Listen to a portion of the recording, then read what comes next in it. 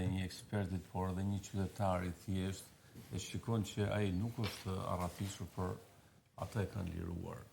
E them me bindje të plotë. E kanë liruar? Po.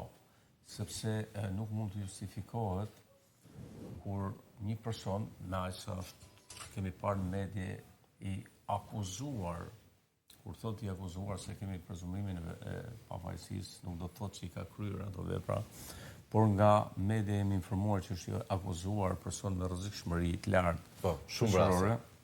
Kjo është akuza. Masat duhet ishin të tejshtuar, jo si për një të burgosur të zakonshëm. Ndërkohë ndodhe kundërta.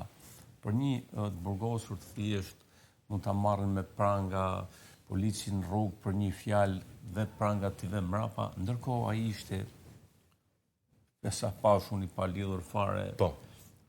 Me pak polic, ndërkohë që ai duhet ishte me pranga, duhet ishte ndoshta për shkak të rrezikshmërisë edhe me zinxhir në këmbë.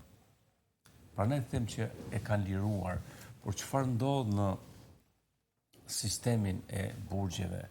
Unë jam avokat dhe kam filluar të punoj avokat, por edhe si për eksperiencën që kam dhe dhënat që marrim për ditë, situata në burgje është shumë e rëndë. Dhe ta them, problemet janë të jashtëzakonshme, saqë e thash edhe në një studie tjetër, që rrezik në ditë mos ndodh kur të sulmojnë me dron ose me një raket. Pritet të ndihmoj pak me